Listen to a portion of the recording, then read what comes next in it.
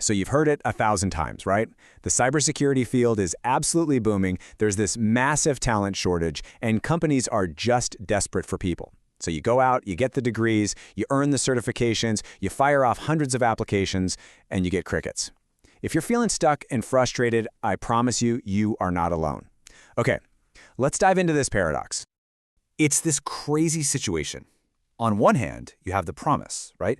This field with just incredible demand. But on the other hand, you have the reality that so many of you are living through, this seemingly endless cycle of applying and getting rejected. So what gives? How do we bridge that gap?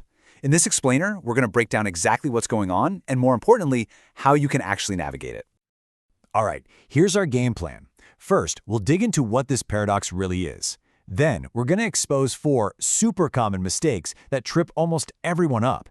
And we'll wrap it all up with the single most important strategic shift you need to make to finally land that job.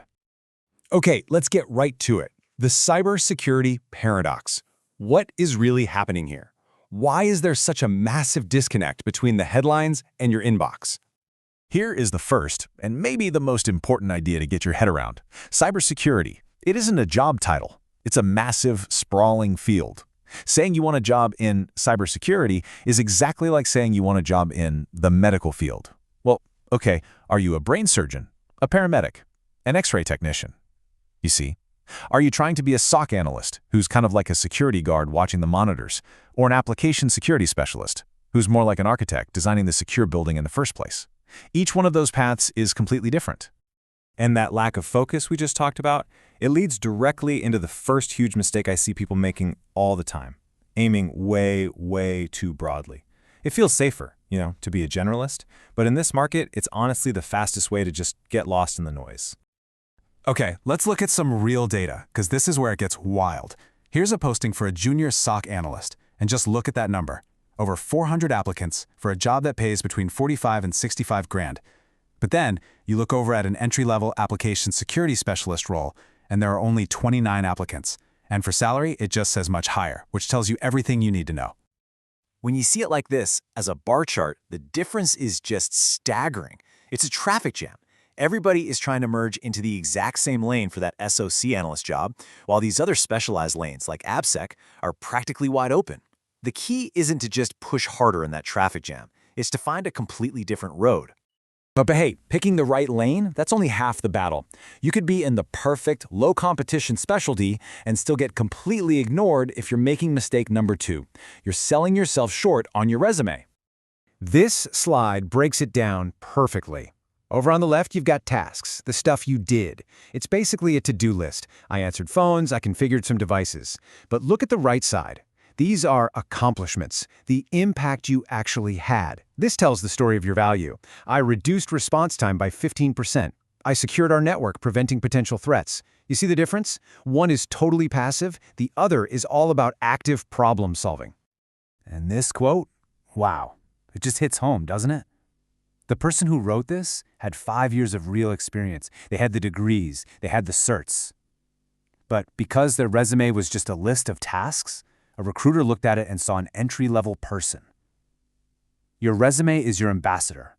Don't let it tell the wrong story about you. So how do you even get those awesome accomplishments to put on your resume in the first place? Well, that brings us to mistake number 3, and it's a big one: learning the wrong way. We get so focused on just collecting certificates and degrees, but employers, they're not hiring you to pass tests. They're hiring you to solve their problems. This is such a classic issue. It's known as the unschooled mind problem. Researchers found that top physics students, the best of the best, could ace their exams, no problem. But then you'd give them a real-world problem that was just a tiny bit different from their textbook examples, and they were totally stumped. Sound familiar? This is exactly why you can pass a certification exam and then completely freeze up in a real, scenario-based interview. So how do you beat this unschooled mind problem? The answer is this really powerful idea called just-in-time learning. Instead of trying to boil the ocean and learn everything about everything up front, you learn exactly what you need right when you need it to solve one specific problem. It's a total game changer because it forces you to build skills that are practical and immediately applicable. And here's exactly how you can put that into practice. 1. Target that specific role we talked about. 2. Figure out a core problem that role gets paid to solve. 3. build a real hands-on portfolio project that actually solves a version of that problem. And 4, and this is so important, document everything. Your process, where you got stuck, and your final solution. That document, that becomes your proof of experience. All right, so you've picked a specialty. You're building cool projects. Your resume is packed with accomplishments. You're doing everything right, but you're still not getting calls. Well, this leads us to our final and maybe the most surprising mistake. You might just be looking for a job in the wrong place.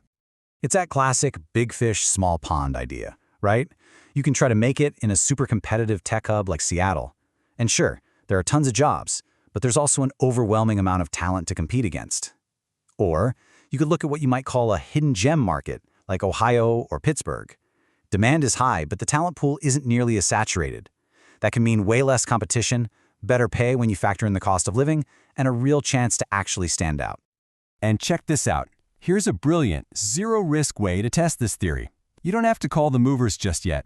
Just go on your LinkedIn profile, change your location to a city you're curious about, let's say Pittsburgh, and then just wait. See what happens. Does your inbox suddenly start getting hits from recruiters? It's a super simple experiment that gives you real data on where you are most in demand. So, after looking at all these common mistakes, what's the big takeaway here? It really all comes down to one fundamental strategic shift in how you think about your job search. You have to stop thinking of yourself as just another applicant in the pile. So let's put it all together. It's time to stop applying to cybersecurity and start targeting a specific, specialized role. Stop just listing your old tasks and start showcasing your real accomplishments. Stop passively collecting certs and start actively building projects that solve problems. And stop fighting for scraps in those crazy saturated markets and start looking where you're actually needed most. And that's really what this all boils down to. This is the one question you have to ask yourself. Are you just another applicant in a digital stack of 400 resumes, or are you the precise, undeniable solution to a company's specific, painful problem? Answering that question for yourself, well, that's what will change your entire job search.